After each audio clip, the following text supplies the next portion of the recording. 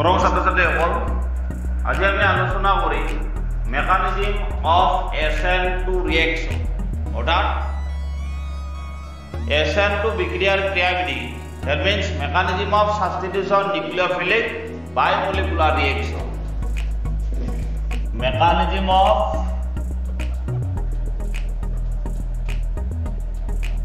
SN2 reaction. This reaction occurs, or this mechanism occurs only one step. এটি আমাৰ কি হ'ব, এটা ষ্টেপৰ সংঘটিত হ'ব। এতিয়া ইয়াৰ আমি মেকানিজমটো চাম। Nu minus, this is nucleophile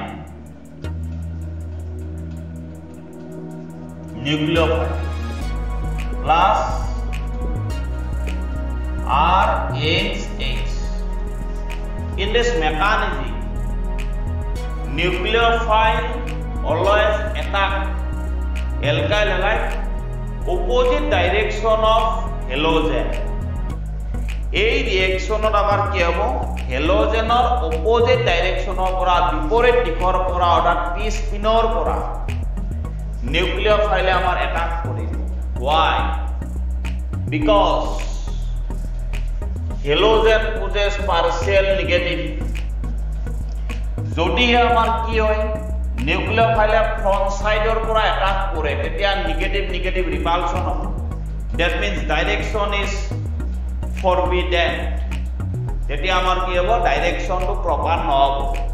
যদি এই ফালৰ পৰা নিউক্লিওফাইলটো আহে, তেতিয়া হেলোজেনো নেগেটিভ আছে, নিউক্লিওফাইলো নেগেটিভ আছে, তেতিয়া আমাৰ হেলোজেন নিউক্লিওফাইলৰ ডাইৰেকশ্যনটো ভুল হ'ব। তেতিয়া নিউক্লিওফাইলে in this types nucleophile can not substitute halogen molecule. যদি নিউক্লিওফাইলটো আমাৰ ফ্ৰন্ট সাইডৰ পৰা আহে হেলোজেনৰ, তেতিয়া কেতিয়াও হেলোজেনক নিউক্লিওফাইলে সাবস্টিটিউট কৰিব নোৱাৰে, প্ৰতিস্থাপন কৰিব নোৱাৰে।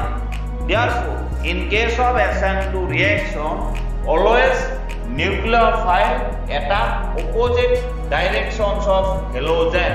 গতিকে সদায় বিপৰীত দিশৰ পৰা আমাৰ এটাক কৰিব ক্ৰিয়া।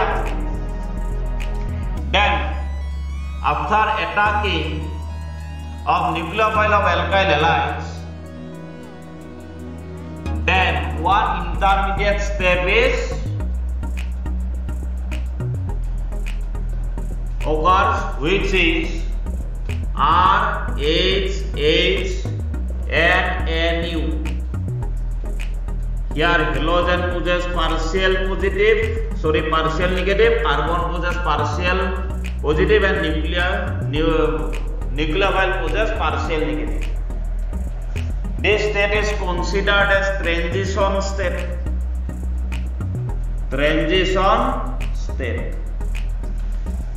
That means in this state, after attack of nucleophile on carbon, then carbon halogen bond breaking started, and at the same time carbon nucleophile bond formation also started.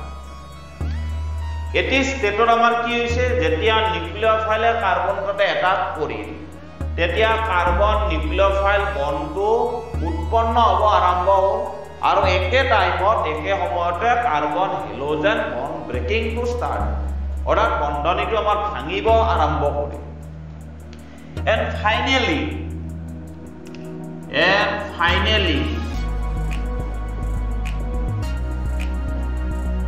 carbon nucleophile bond formation is completed, and carbon halogen bond breaking is also completed, and halogen is liberated as halide ion. Amar ki ho, finally ki hobo, carbon halogen bond to completely bhangi jabo, aru halogen to halide ion hisabe amar gusi jabo, aru carbon aru nucleophile major bond to produce dot, অৰ্থাৎ আমাৰ হেলোজেনটো যিটো সাইডত আছিল তাৰ opposite ডাইৰেকশ্যনত আমাৰ carbon nucleophile বণ্ডটো produce হ'ল। কিন্তু আমাৰ main এইমটো কি আছিল, আমি কি কৰিম, এলকাইল হ্যালাইডৰ হেলোজেনটো নিউক্লিওফাইলৰ দ্বাৰা সাবস্টিটিউট কৰিব লাগে।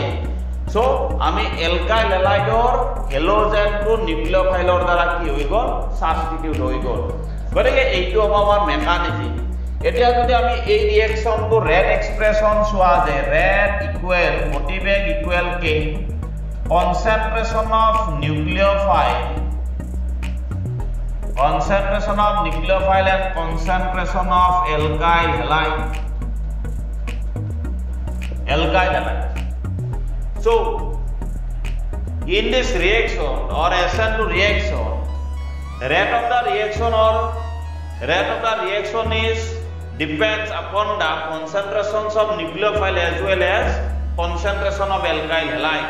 Therefore, the substitution reaction, that means nucleophilic substitution reaction, is considered as substitution nucleophilic bimolecular reaction. যেহেতু বিক্রিয়াটোর গতিবেগটো নিউক্লিওফাইল আৰু এলকাইল হ্যালাইড দুয়োটাৰ গাঢ়তাৰ ওপৰত নিৰ্ভৰশীল গতিকে এই নিউক্লিওফিলিয় প্ৰতিস্থাপন বিক্ৰিয়াটো আমি কি হিচাপে বিবেচনা কৰিম প্ৰতিস্থাপন নিউক্লিওফিলিয় দ্বিআণৱিক বিক্ৰিয়া হিচাপে বিবেচনা কৰা যায় এতিয়া যদি আমি SN2 ৰিয়েকচনত এলকাইল হ্যালাইডৰ ৰিয়েক্টিভিটি চোৱা যায় তেতিয়া মিথাইল হ্যালাইডৰ ৰিয়েক্টিভিটিৰ মানটো যথেষ্ট বেছি হ'ব তার পিছত প্রাইমারি অ্যালকাইল হ্যালাইড তার পিছত secondary alkyl halide and less reactive in case of tertiary alkyl halide in SN2 reaction SN2 বিক্ৰিয়াৰ আমাৰ tertiary alkyl halide reactivity মানটো আটাইতকৈ কি হ'ব কম কিয় কম হ'ব বা আমাৰ মিথাইল হ্যালাইডৰ reactivity মান আটাইতকৈ কিয় বেছি হ'ব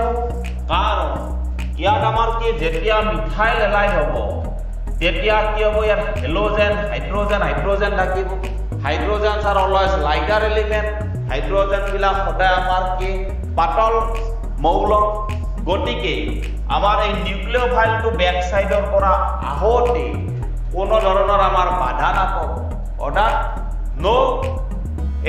no resistance of hydrogen atoms এটা আমাৰ কি নহব হাইড্ৰোজেন এটমৰ কোনো ধৰণৰ আমাৰ বাধা নাপাব ৰেজিস্ট্যান্স নাপাব কিন্তু but in presence of alkyl group the reactivity of nucleophile is decreases nucleophile দেৱাৰ reactivity মানটো alkyl halide alkyl groupৰ প্ৰেজেন্টত আমাৰ কমি যাব because steric hindrance এই যিটো আমাৰ alkyl halideৰ বাধা ইয়াক আমি steric hindrance বুলি কনসিডাৰ কৰিম steric hindrance তো আমাৰ বাঢ়ি যাব and steric hindrance is inversely proportional to reactivity of nucleophile in SN2 reaction এই যিটো আমাৰ alkyl group যিমানে বাঢ়ি যাব nucleophile কি আহিব এই আমাৰ এই কাৰ্বনত এটাক কৰাৰ টেন্ডেন্সিৰ মানটো কমি যাব কাৰণ alkyl গ্ৰুপে নিউক্লিওফাইলক বাধা দিব ৰেজিস্ট কৰিব গতিকে আমাৰ ৰিয়েক্টিভিটিৰ মানটো কমি যাব গতিকে আমি যদি ৰিয়েক্টিভিটি অৰ্ডাৰ চোৱা যায় reactivity order of SN2 reaction methyl halide greater than primary alkyl halide greater than secondary alkyl halide and last one tertiary alkyl halide